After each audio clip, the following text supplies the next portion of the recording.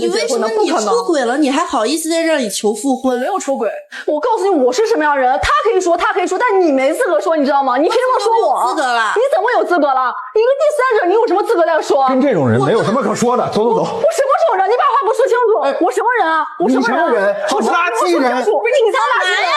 你什么人啊？别着急。The person being called a trashy person in the video is Misley. It turns out that her ex-husband is about to get married. Seeing that his new partner is much more attractive than her made Misley feel unbalanced inside. She came today with the sole purpose of stopping their relationship, and even expressed her desire to remarry her ex-husband. To understand the full story, we have to go back to how they got divorced in the first place. 回到家的时候，我发现门锁上，我怎么也打不开，反锁了。后来我一直敲，看到了什么？我一直敲门，后来他开门了。不是这件事情，我跟你解释过很多次。Okay, 你当时跟我说的是你在跟你的朋友在聊天，真的？我说你在家里聊天，至于锁门吗？可能吗？我真的心情不好，就朋友之间聊聊天，可能又喝了点酒，但是我们真的什么都，真的只一时冲动，也没有发生什么东西，我就觉得，但是你要认错，是可以原谅的。还不是被你逼的，真的我们俩怎么做？ It turns out that Misley was a full-time housewife, staying home to take care of their child, while her ex-husband, Mr. Wong, was responsible for making money and supporting the family. One morning, Mr. Wong had already left for work, but suddenly realized he had forgotten his phone, so he hurried back home to get it. To his surprise, when he arrived home, the door was locked tight, and no matter how hard he knocked, it wouldn't open. His instincts told him that his wife might be doing something behind his back. After 30 minutes, Misley finally opened the door. When he walked into the bedroom, he saw Misley happily drinking with a young, good-looking guy. Misley, however, insisted that they were just chatting and that nothing happened. 我没有到那个程度，我什么没有做的话，我觉得我没必要道歉。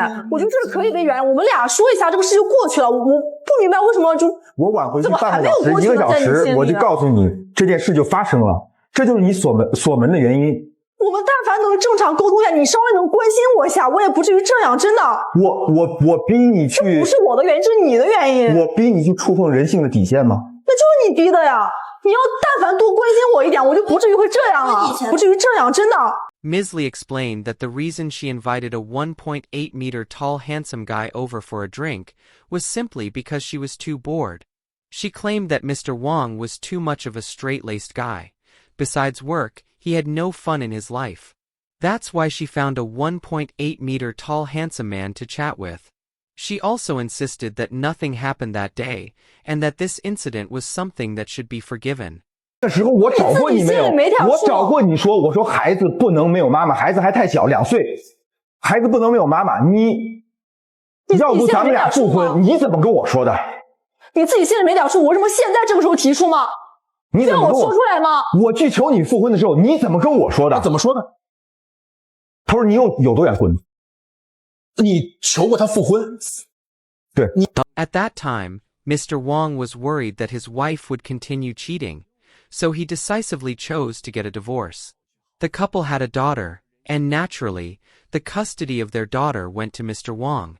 However, since the daughter was still young, she would hide under the covers every night, crying for her mother. Mr. Wong had no choice but to lower his pride and ask Misley for remarriage. Unexpectedly, Misley had a fiery temper. She directly told Mr. Wong to take their daughter and get lost as far away as possible. Mr. Wong was very reluctant, but for the sake of the child, he endured it. However, he never expected that Misley would be so indifferent to their daughter's feelings. Now, things have changed. He has found a young and beautiful girlfriend who not only looks good, but also helps him take care of his daughter. At this moment, his ex-wife became jealous. Misley not only wanted custody of their daughter, but also wanted to remarry Mr. Wong. Mr. Wong bluntly stated, "Now it's your turn to get lost as far as possible." The most unacceptable thing for Mr. Wong was that Misley actually ordered takeout for their young daughter. 天天工作忙，我回来晚上半夜回到家啊，我不在家，你给欣欣点外卖吃，外卖你也收了，对小孩好啊。那我从小到大我也不会做饭呀。你给小孩做饭不做饭？我们家有保姆，你怎么不给我找保姆啊？找保姆？那我不会做饭怪谁啊？找保姆从小到大都是这样的。找保姆谁花钱啊？你花钱啊？好，两位好你。是一家之主，你肯定要花钱啊。你作为一个妈妈，好，天天小孩不管，除了我工作忙，你怎么不管啊接小孩上下幼儿园，好是你接，这我很感激你。其他的小孩吃的穿的用的什么你都不管，都是我来买。你买？你天天出去跟你闺蜜逛街，天天跟你的狐这不是你朋狗友作为爸爸应该有的责任吗？好，两位，谁让他喊你爸爸呢？两位，你没有责任吗？两位，我是爸爸，我有责任，你没有责任吗？我怎么没有责任？两位，行了，不用再说了。After giving birth to their daughter, Misley never took care of her. As a result, the child, only a few years old, had to survive on takeout food every day.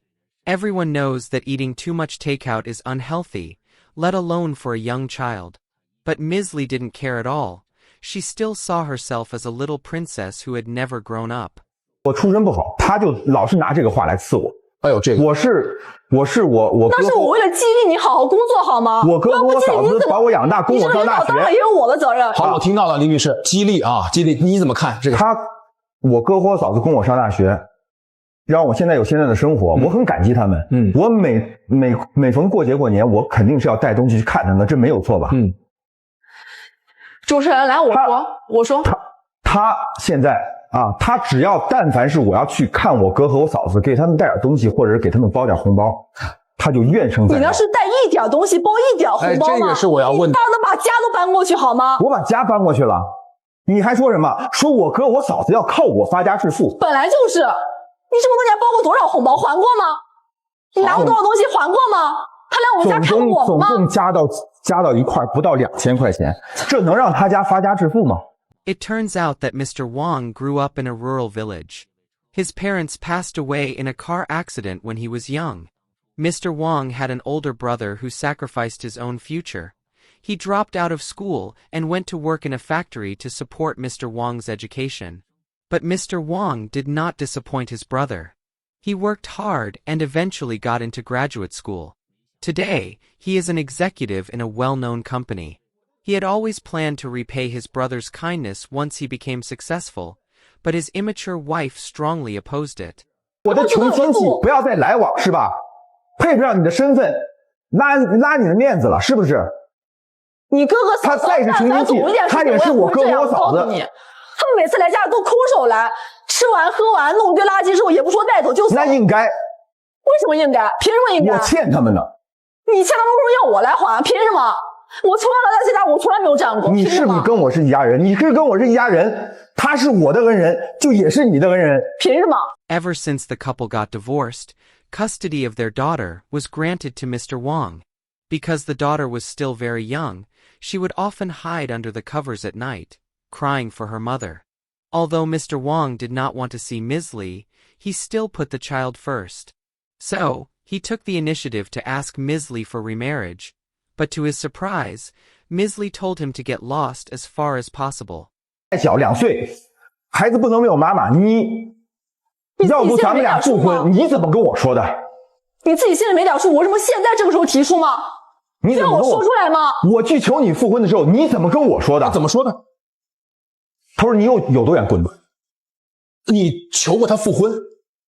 对，你当时在离婚的时候也曾经说孩子想跟妈妈，或者你也愿意让孩子跟妈妈。因为刚离婚那段时间，孩子天天跟我闹，说想见妈妈，要见妈妈。那就因为你孩子跟你闹，你才要跟我复婚，是这个原因，是这样吗？你当初这么说的。我是想这个家不能这么随随便便就散了。你虚伪不虚伪？明明每天都是这样，表面上一套，和我说的又是一套，你每次说都不是一套事儿。我那时候求你复婚是希望，我会不愿意吗？是希望能够还能还给孩子一个完整的家。孩子毕竟还小，我是希望他在很小的时候不要失去母爱，就这么简单。但是你对他失望了，对吧？你只是没有时间照顾他，就这么简单。When the child kept crying and making a fuss, Mr. Wong had no choice. That's when Xiao Rou appeared, bringing a turning point. Xiao Rou was the child's kindergarten teacher. Since she was very gentle, Mr. Wong's daughter got along with her exceptionally well. This made Mr. Wong realize that motherly love could perhaps be replaced. So, he chose to be with Xiao Rou. Later, the host also invited the teacher to come onto the stage. 小柔来，请坐，请坐。李女士，别着急，别着急，别着急。你要这样的话，我真的没办法再录了。我真的不知道你怎么永远站在这个舞台上。我告诉你，我录不成了。我告诉你，我觉得你说不要以为我叫这怎么回事了。别激动，给我下去！我录不了了。别激动，别激动，别激动，别激动。他们两个就在羞辱我，你知道吗？别激动，别激动，没事。Seeing that the kindergarten teacher had fair, delicate skin and was much more attractive than herself, Ms. Lee completely lost her temper and started cursing on the spot. She believed that the two of them must have planned this long ago. Otherwise, how could they have been ready to get married so quickly?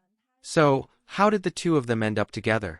喜欢他有很多原因，其实我觉得他并不是像他前妻所说的那样啊，就是我所接触到的，我觉得他是一个非常负责任的人，而且是一个非常稳重和老实的人。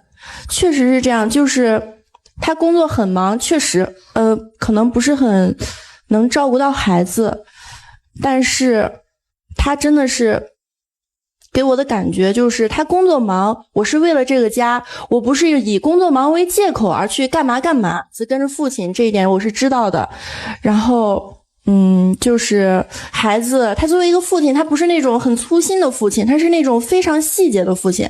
孩子每天来上学都是那种干干净净的，然后扎个头发呀都是孩子爸爸给弄的，所以说我觉得孩子爸爸是一个非常细心的人。 Mr. Wong was not only a workaholic, but he was also extremely meticulous when it came to taking care of his child. This made him the ideal dream partner for many women. Meanwhile, the real reason Ms. Lee wanted to remarry today was because, after the divorce, she had dated several men, but none of them were as good as Mr. Wong. None were as wealthy as him. Still clinging to a sliver of hope, Ms. Lee tried to persuade Mr. Wong to remarry. 就再相处一段时间可以吗？不可能，没有机会。我觉得我们几年的感情真的是，你哪怕给我一次我们再相处几年的机会，你就这样对我不公平。你在做那种事情的时候，你有想过我们这么多年在一起生活吗？你有想过吗？你但凡想一想我们的家庭，我们的孩子，你都不会做出这样的事儿。让我们再试一下，可以吗？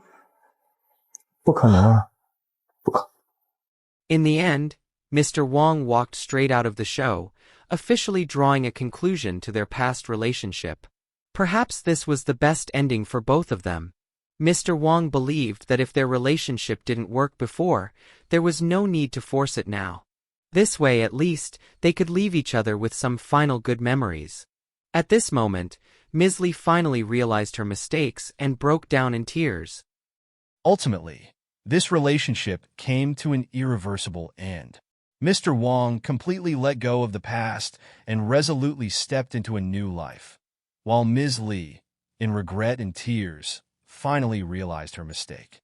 Once, she had a complete family, a man who was willing to give her everything, yet she failed to cherish it. By the time she wanted to turn back, she found that he was already gone, and there was no chance to start over again. This story makes us reflect.